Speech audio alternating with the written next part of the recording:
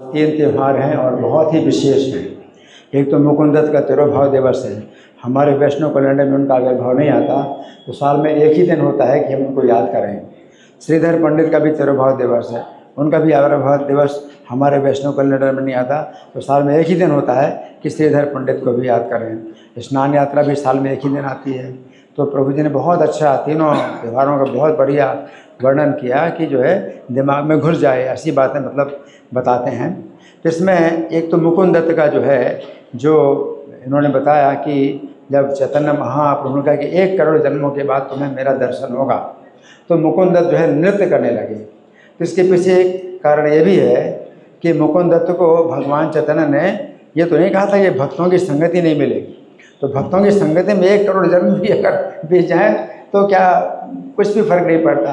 भक्तों की संगति में श्रवण करेंगे, कीर्तन करेंगे, नृत्य करेंगे, कथा करेंगे, कथा सुनेंगे, तो 1 करोड़ जन्म भी जो है कोई दिक्कत नहीं। जैसे प्रभुपाद को भी किसी ने कहा कि अगर आपको पता चले कि कृष्ण नहीं है तो आप क्या करोगे, तो प्रभुपाद कहते हैं अगर कृष्ण नहीं है तो भी हम यही करते रहेंगे, हमें तो आनंद आता है, कथा करते, कथा सुनते हैं, कीर्तन करते हैं, प्रसाद खाते हैं, तो हम यही करते रहेंगे, अगर कृष्ण नहीं है तो भी क्या।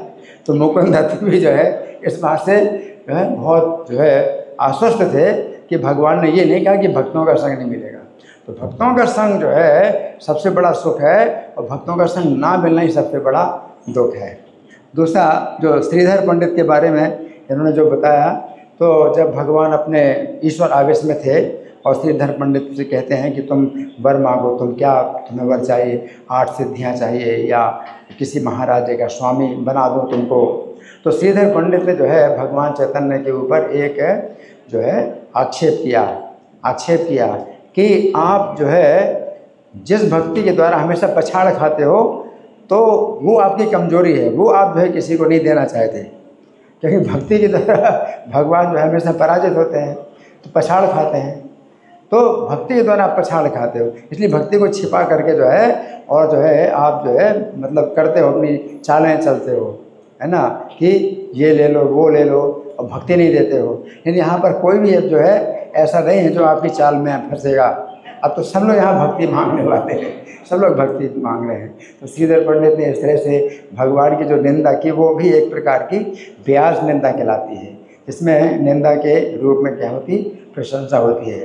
तो भगवान जो है भक्ति के द्वारा मतलब बस में होते हैं, भक्ति के द्वारा वो बंध भी जाते हैं, भक्ति के द्वारा वो सेवा से अपने भक्तों की सेवा भी करते हैं, भक्ति के द्वारा वे जो है भक्तों के हमेशा साथ रहते हैं, भक्तों के पीछे पीछे चलते हैं, तो क्या क्या नहीं करते भक्ति के। तो इस कारण से जो है ये श्रीधर पंडित ने ये बात जो कही।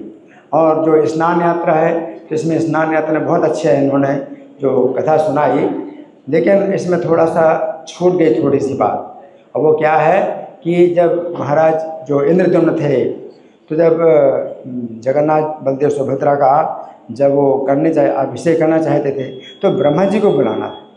तो ब्रह्मा जी को बुलाने के लिए नारद जी के साथ राजा इंद्रद्युम्न गए ब्रह्मलोक। और ब्रह्मलोक पता है 1 सेकंड यहाँ के 1 लाख साल के बराबर होता है। तो ब्रह्मा जी ने कहा कि ठीक है चलो हम आते हैं। तो वहाँ बस थोड़े समय के लिए रोके, तो आप सोचो कि कितना समय बीत गया। हाँ, तो विश्वावसु भी नहीं रहे, उन्होंने शरीर छोड़ दिया, विद्यापति नहीं रहे, वो उन्होंने भी शरीर छोड़ दिया। और जो मंदिर है वो भी जो है पूरी मिट्टी से ढक गया। फिर एक राजा गाल माधव हुए, तो गाल माधव वास्तव में वो विद्यापति ही थे जो कई जो है वर्षों के बाद, हजारों सालों के बाद गाल माधव राजा के रूप में आए। और फिर उनको पता चला कि इस ज़मीन के नीचे मंदिर है, तो ज़मीन को खुदवा करके फिर मंदिर को जो है मतलब पूरा साफ कराया। और फिर वो जो है अब उसकी तैयारी कर रहे थे कि जो है इनका उद्घाटन किया जाए इस मंदिर का। उसी समय राजा इंद्रद्युम्न आ गए। और इंद्रद्युम्न जो है मतलब कहते हैं कि ये तो मेरे अर्चा बिक रहे हैं और तुम कहाँ से आ गए। और गाल माधव कहते हैं अरे हमने तो जो है ये खुदवाया है ज़मीन के अंदर, ये जो है ये पूरा ढक गया था। तो फिर जो वो काकभूषण जो कौवा था, कौवा के रूप में जो काकभूषण भुसुंडी कौवा, तो उनको जो है सब रहस्य पता था कि यहाँ का जो है कितना समय बीत चुका है और महाराज इंद्रद्युम्न को समझ नहीं आया। महाराज इंद्रदुम्न को तो इतना समझाया कि मैं अभी तो गया था ब्रह्मलोक और ब्रह्मलोक से आया हूँ, लेकिन कितने हजारों साल बीत गए। तो भुसुंडी कौआ ने फिर रहस्य बताया कि महाराज इंद्रदुम्न आप ठीक कह रहे हैं, आपने ही मंदिर जो है बनवाया और जो है अर्चा विग्रहों का निर्माण कराया, लेकिन अभी समय बहुत ज़्यादा बीत चुका। ब्रह्मलोक आप गए और ब्रह्मलोक से आए वापस। फिर ब्रह्मा जी ने अपने कमंडलों का जल छिड़का तो विश्वावसु भी जो है उस समय एक दूसरे रूप में शबर के रूप में थे, तो उनको जब जल छिड़का तो अपनी ओर से विश्वावसु की चेतना में आ गए कि अरे मैं तो विश्वावसु हूँ। फिर राजा गालमाधव के ऊपर भी जल छिड़का तो अपनी विद्यापति चेतना में आ गई कि मैं तो विद्यापति हूँ। ललिता अपनी जो पत्नी है उसको भी पहचानेगी। तो सब जो है मतलब फिर वही लोग जो पहले राजा इंद्रदुम्न के साथ में थे वो दूसरे शरीर में थे।